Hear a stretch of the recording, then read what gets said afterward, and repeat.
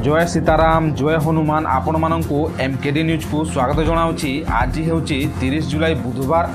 Channel को प्रथम थर पर आसी आपणकर भल पाइबा स्वरूप चैनल को सब्सक्राइब करदेवे एवं प्रतिदिन यह अपडेट पाइबापी बेल आइकन को क्लिक करदेवे। आसतु आज किसी गुरुत्वपूर्ण खबर विषय जानिबा। एलन मस्क तैयारी करिथिबा न्यूरालिंक चिप्र अद्भुत कार्य। 20 वर्ष धरी पारालिस रे आक्रांत थिबा ऑड्रे क्रूज नामक महिला शरीर में प्रथमे एलन मस्क को न्यूरालिंक चिप प्रतिरोपण करा जायथिला। एही चिप साहाय्य से केवल भाबिबा माध्यम रे लैपटॉप कंट्रोल करी निज नाम लेखिले एवं डुडुल्स आर्ट मध्य कले। 8 अगस्त रे बिहार सीतामढ़ी रे मां सीतांक मंदिर भूमि पूजन कार्यक्रम हेबो। एही अवसर रे केंद्र गृहमंत्री अमित शाह और बिहार मुख्यमंत्री नीतीश कुमार उपस्थित रहिबे। आसंतु जानिबा केंद्र सरकारंकर बीमा सखी योजना विषय। एही योजना लाइफ इंश्योरेंस कॉर्पोरेशन LIC द्वारा आरंभ एक विशेष योजना जहा 18 रु 70 बयसर 10म श्रेणी उत्तीर्ण महिला को लक्ष्य करिछि। एहा माध्यम रे महिला माने आर्थिक भाव स्वावलंबी और निजस्व परिचय तैयारी करि पारिबे। प्रशिक्षण परे से माने LIC एजेंट होई पारिबे एवं बीमा पॉलिसी बिक्री करी कमिशन मध्य कमाई पारिबे। प्रथम वर्ष रे 7000 टंका, द्वितीय वर्ष रे 6000 टंका और तृतीय वर्ष रे 5000 टंका मासिक भत्ता मिलिबो। LIC उन्नति पाई बीमा सखी माने विकास अधिकारी हेबार योग्यता हासिल करि पारिबे। अंगनवाड़ी रो फेस रीडिंग व्यवस्था हला चिंतार कारण। अंगनवाड़ी केंद्र रे आरंभ होइतिबा फेस रीडिंग पद्धति गोटे चिंताजनक स्थिति सृष्टि करिछि। KYC पाई ए व्यवस्था आरंभ हेले मध्य इंटरनेट और एप्लिकेशन त्रुटि जोगु हिताधिकारी सरकारी सुविधारु वंचित होउछंती। विकास परिषद रे विकास अटकिला, स्वप्न रहिगला कागज रे। विजन 2036 और विकसित ओडिशा नामे बीजेपी सरकार विकास दाबी कले मध्य पश्चिम उत्तर और दक्षिण ओडिशा विकास परिषद केवल बैठक और फाइल रे अटकिछि। नवा सरकार आसीबी गति मिलिनी। एहाकु नै लोक माने प्रश्न करूछंती। विजिलेंस जाल रे रोड एंड बिल्डिंग डिविजन 3 रो कुबेर बाबू भुवनेश्वर रे विजिलेंस चढ़ाऊ रे रोड एंड बिल्डिंग डिविजन 3 रो सहकारी इंजीनियर राजकिशोर जेनांक ठारू विपुल संपत्ति ठाब होईछि। सुनंदा पटनायक जमी हड़प अभियोग, प्रशासन रहिला निष्क्रिय। सुप्रसिद्ध कंठशिल्पी सुनंदा पटनायक प्रदान होइतिबा प्राय 2 एकर जमी पुरी रे अवैध भावे हड़प होईछि। प्रशासन रक्षा देउनथिबारु एही जमी एबे बिक्री और प्लॉटिंग पाए व्यवहार हेउछि। श्री मंदिर फोटो पोस्ट करे असुविधा रे ASI विरोध परे पोस्ट डिलीट। पुरी श्री मंदिर और रत्न भंडार फोटो X रे पोस्ट करिथिबा को नै ASI अर्थात आर्कोलॉजिकल सर्वे ऑफ इंडिया अडुआरे पड़िछि। गणमाध्यम रे विपुल विरोध हेबा परे ए पोस्ट डिलीट करिछि। OTT प्रश्नपत्र लीक मामला, शिक्षक गिरफ, क्राइम ब्रांच उठाई नेला। OTT परीक्षा प्रश्नपत्र लीक घटना को नहीं रायगड़ा जिला मुनिगड़ा ब्लॉक अंबादला ग्रामर जड़े शिक्षक को क्राइम ब्रांच उठाई नहीं। प्रश्नपत्र लीक हेबारु OTT परीक्षा बातिल करा जायथिला। घटनार तदंत चली। जाजपुर रे कोलेरा कांड, डॉक्टर सुधीर साहू को कारण दर्शाओ नोटिस। जाजपुर जिलार धर्मशाला प्राथमिक स्वास्थ्य केन्द्र डॉक्टर सुधीर साहू को कोलेरा प्रसंग रे कारण दर्शाओ नोटिस जारी होईछि। सठिक निरीक्षण और परिचालना न करिथिबा अभियोग रे एई पदक्षेप निया जायछि। ओडिशार मां माने राज्य पई गर्व। प्रभातींको कथारे महिला सशक्तिकरणर नुआ अध्याय।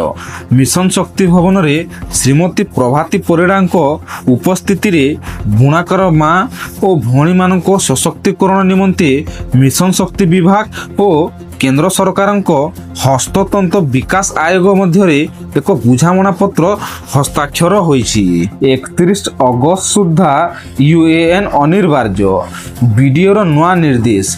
भुवनेश्वर उन्नयन कर्तृपक्ष BDA समस्त आवंटन ପ୍ରାପ୍ତକାରୀଙ୍କୁ 31 ଅଗଷ୍ଟ ମଧ୍ୟରେ unique account number UAN generate କରିବାକୁ ନିବେଦନ କରିଛି। ଏହା ପୂର୍ବ ଓ ଭବିଷ୍ୟତ ଆବଣ୍ଟନ ସେବା ପାଇଁ ବାଧ୍ୟତାମୂଳକ ରହିବ। ଭୁବନେଶ୍ୱରରେ 29-30 ଅଗଷ୍ଟ ଅନୁସୂଚିତ ଜାତି ଓ ଜନଜାତି କମିଟିର ଜାତୀୟ ସମ୍ମିଳନୀ। 1994 ପରେ ପ୍ରଥମେ ଓଡ଼ିଶାରେ କୌଣସି ସଂସଦୀୟ କମିଟି ବୈଠକ କରିବାକୁ ଯାଉଛି। ଅନୁସୂଚିତ ଜାତି ଓ ଜନଜାତି ସଂସଦୀୟ କମିଟିର ଜାତୀୟ ସମ୍ମିଳନୀ ଅଗଷ୍ଟ 29 ଓ 30 ତାରିଖରେ ଭୁବନେଶ୍ୱରରେ ଅନୁଷ୍ଠିତ ହେବ। ବନ୍ୟା ପରିସ୍ଥିତି ପରଖିବେ ମୁଖ୍ୟମନ୍ତ୍ରୀ ଶ୍ରୀ ମୋହନ ଚରଣ ମାଝୀ। ମୁଖ୍ୟମନ୍ତ୍ରୀ ଶ୍ରୀ ମୋହନ ଚରଣ ମାଝୀ ବନ୍ୟା ପ୍ରଭାବିତ ଯାଜପୁର, କେନ୍ଦ୍ରାପଡ଼ା, ଭଦ୍ରକ, ବାଲେଶ୍ୱର, ମୟୂରଭଞ୍ଜ ଓ କେନ୍ଦୁଝର ଜିଲ୍ଲାର ଗସ୍ତ କରି ବନ୍ୟା ପରିସ୍ଥିତି ମୂଲ୍ୟାଙ୍କନ କରିବେ। ବାଲେଶ୍ୱର, ଚାନ୍ଦିପୁରରେ ସମୀକ୍ଷା ବୈଠକ ଅନୁଷ୍ଠିତ ହେବ ବୋଲି ସୂଚନା ମିଳିଛି। ଆସନ୍ତୁ ଜାଣିବା ପାଣିପାଗ ସୂଚନା ବିଷୟରେ। ଓଡ଼ିଶାରେ ମୌସୁମୀ ସକ୍ରିୟ ରହିଥିବାରୁ ବିଭିନ୍ନ ଜିଲ୍ଲାରେ ପ୍ରବଳ ବର୍ଷା ହେଉଛି। ଆଗାମୀ 2-3 ଦିନ ବର୍ଷା ଜାରି ରହିବାର ପୂର୍ବାନୁମାନ ଦିଆଯାଇଛି।